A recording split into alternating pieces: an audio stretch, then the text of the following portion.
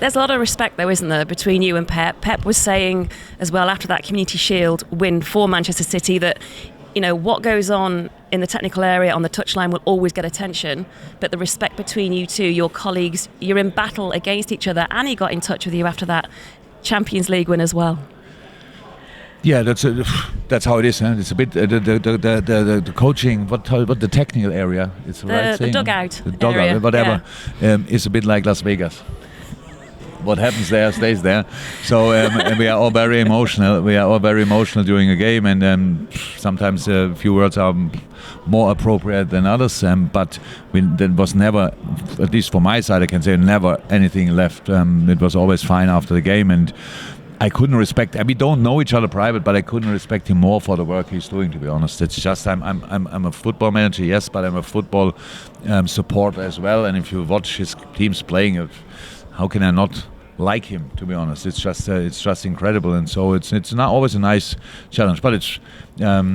I can't wait to meet Frank in Istanbul, and then all the other guys. That they're all really good personalities, interesting personalities. So there's nothing between us. We are completely fine. We know that we are on the lucky side of life. We have to work a lot, and not everything is sunshine in our life. But doing what we love so much that we have the opportunity to do that, we all can appreciate, I think. But you like doing things differently here. Reading, you know. You got a surfer in last week? Yeah. What was that to do? I guess, well, from the reports, it was to help players with, you know, dealing with panic and those stressful times if the season does get a little bit too much, no? Look, psychology, whatever will hide it behind, doing something like this is much. It's not. There's not a proper purpose for it. It's not that you say, he's here because he can tell us that. It's first and foremost something completely new, something completely different. Sebastian Steudner is a German guy, but that was not the reason why he was in. He's the world's best high wave surfer. If you watch the video on YouTube, you're already so much impressed that you think, wow, he's complete all the time in a life-threatening situation, and he's going for that. And if he surfs the highest wave he ever saw, then he goes then he's looking for the next highest wave, and he's waiting for that the whole year, maybe 2 years, maybe 3 years, waiting for that wave and wants to surf it. And that's pretty much like, without putting the finger, look, there are the similarities or whatever. It's just so obvious where the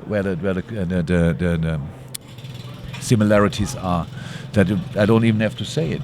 And except on the other side, what he did as well, the boys were in the pool and started. Put a head underwater, okay, everything, 30 seconds, 40 seconds, 50 seconds, boys came up, and then he explained them how to cool down your mindset, how to bring yourself in another, maybe a happier place, that you can do that longer. And we had players, they did it for 3 minutes then. 3 minutes. Underwater? Underwater after half an hour teaching. So, the world record is about 12 minutes or something like that. I couldn't believe that. That only means that you are much more, you can much more perform than you ever imagined by yourself. You know, that's only little things. And it's not about it, don't use that now. And I tell them, hold your head underwater, and then you will see you are not tired or whatever. It's not like this. It's just the experience. It's just to do something different and bring in interesting people, because we are so much focused on our football. But sometimes we lose other things. We lose sight of other things. Yeah, it's just like this, and that helps from time to time. But he's a brilliant personality, and it was really, really interesting. He stayed with us for another 2 days. He liked you that much? He was the part of the table tennis tournament and everything. Did he win? No. Oh.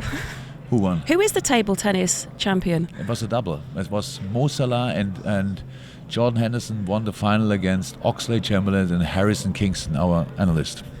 It was an interesting final. Loud? The final was not that loud. The tournament itself was very loud. Was it as good as that celebration or the celebrations? I know you don't like to talk too much about the Champions League final win, but the hangover, was it as good as the hangover, the table tennis tournament? Was it a good hangover? Come on. Yeah, the day after the Champions League final, you mean? Yeah, that was okay. I have no problem talking about it. The problem is only, imagine you... Was it a good hangover? Just say yes. Yeah, it was. Imagine in 10 years I meet somebody and he says, oh, by the way, congratulations for the Champions League win in 2019. That would really, it just feels, come on, let's go. It was good. Thank you very much. Everybody said, good congratulations and stuff. Now let's go, carry on. That's all. I have no problem with thinking about it. In the future, I will think much more about it than now, because now I'm in a period of my life where we want to go for Champions of England. Just for something more.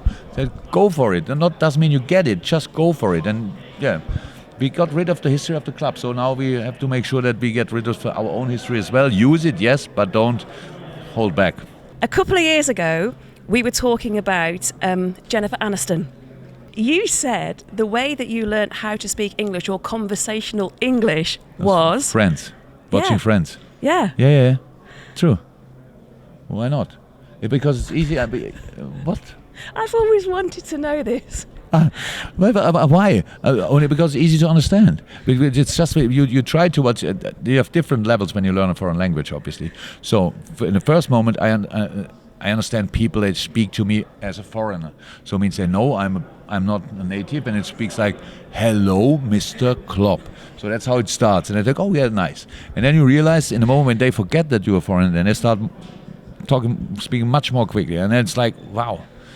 Sometimes then you get it more and more. So that's why I listen a lot of radio. And then you try to watch movies, because that's the next thing. Because in movies they speak dialects, stuff like that, and it's not really well pronounced. It's like blah blah blah, trash talk and all that stuff, and you have to follow. And too easy to follow for Germans in English is Friends. It was an easy conversation. You can understand pretty much each word pretty early, and so that's why we use that. Okay, if you could be a character from Friends, then out of the three. No.